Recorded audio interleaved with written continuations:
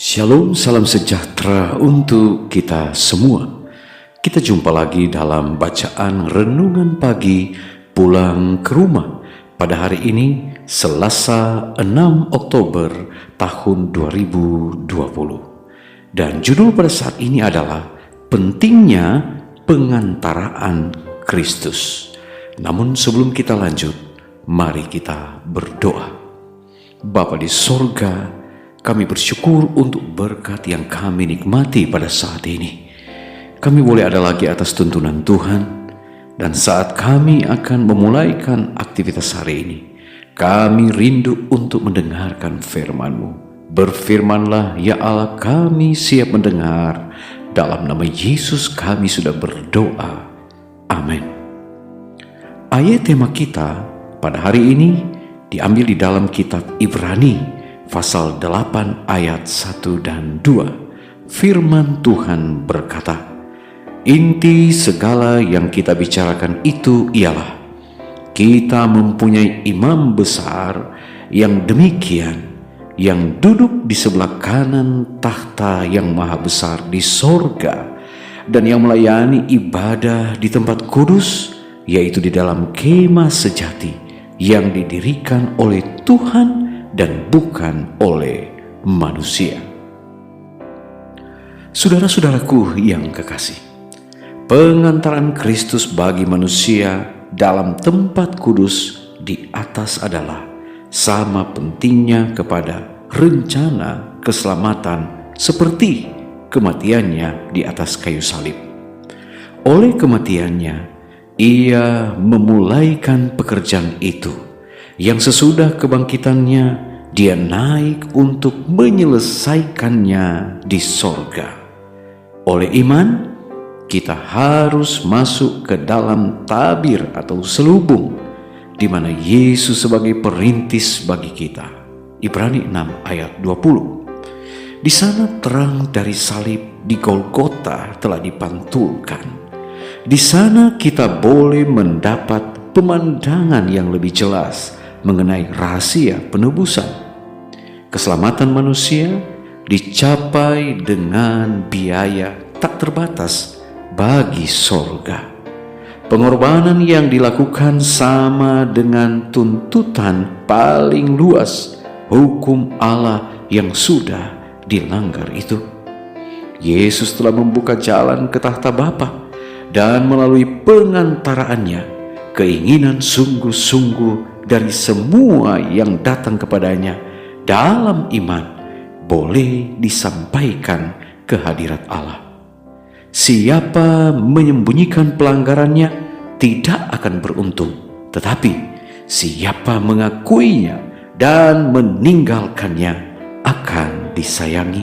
Amsal 28 ayat 13. Jika mereka yang menyembunyikan dan memaafkan kesalahan mereka dapat melihat bagaimana iblis bersukaria atas mereka, bagaimana ia mencela Kristus dan malaikat-malaikat suci karena perbuatan mereka, mereka akan segera mengakui dan membuangkan dosa-dosa mereka. Melalui cacat-cacat tabiat, iblis bekerja untuk menguasai seluruh pikiran, dan ia tahu bahwa jika cacat-cacat ini dipelihara, maka ia akan berhasil. Oleh sebab itu, ia terus berusaha menipu pengikut-pengikut Kristus dengan tipu muslihatnya yang berbahaya, sehingga mustahil bagi mereka mengalahkannya. Tetapi Yesus memohon demi pengikut-pengikutnya dengan tangannya yang luka dan dengan tubuhnya yang memar. Ia menyatakan kepada semua yang mau mengikut dia, cukuplah kasih karuniaku bagimu. 2 Korintus 12 ayat 9. Pikulah kuk yang kupasang dan belajarlah kepadaku, karena aku lemah lembut dan rendah hati, dan jiwamu akan mendapat ketenangan.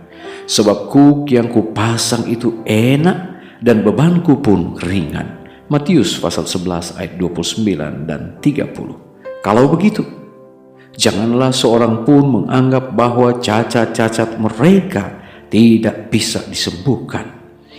Allah akan mengaruniakan iman dan rahmat untuk mengatasi cacat-cacat itu. Saudara-saudaraku yang kekasih, kita sekarang hidup pada hari pendamaian yang besar dalam acara di Bait Suci Duniawi, sementara imam besar mengadakan pendamaian bagi orang-orang Israel. Semua diharuskan merendahkan diri mereka oleh pertobatan dari dosa dan merendahkan diri di hadapan Tuhan agar mereka tidak dipisahkan dari antara umat itu. Dengan cara yang sama, semua yang mau agar namanya tetap tertulis di dalam kitab kehidupan sekarang harus dalam hari-hari terakhir masa pencobaan itu merendahkan diri mereka di hadirat Allah oleh menyesali dosa-dosa dan bertobat dengan sungguh-sungguh. Diambil dari buku Alfa dan Omega, jilid 8 halaman 511 dan 512. Mari kita berdoa. Bapa di sorga, kami bersyukur untuk berkat yang kami nikmati pagi ini. Kami boleh belajar tentang pentingnya pengantaran Kristus. Bapa di sorga, di dunia ini kami diperhadapkan kepada tantangan. Kami diperhadapkan kepada cobaan-cobaan, di mana iblis dia melihat akan cacat-cacat tabiat dari umat-umat Tuhan. Dia berusaha untuk mengelabui umat-umat Tuhan. Namun di dalamnya ya Bapa, ketika kami melihat kepada Yesus sebagai pengantara kami merasa ada sukacita. Oleh karena Yesus boleh memberikan satu jaminan bahwa Tuhan akan memberikan kelepasan saat mana kami dicobai. Kami akan mendapatkan kemenangan ketika kami selalu berharap kepada Tuhan. Bapa di surga, kami akan mulaikan aktivitas hari ini. Tolonglah kami, jaga dan pelihara, lindungi kami semua, sehingga apa yang kami lakukan boleh sukses dan berhasil atas tuntunan Tuhan. Yang bergumul oleh karena sakit, Tuhan sembuhkan. Yang dalam pergumulan rumah tangga, pekerjaan, dalam situasi COVID-19 ini, Tuhanlah akan menjadi solusi dari semua problema yang ada. Terima kasih Tuhan Yesus, dengar doa kami. Dalam nama Yesus kami sudah berdoa. Amin. Baik saudara-saudara, pertemuan kita saat ini telah selesai. Salam sehat, Tuhan memberkati kita semua. Shalom.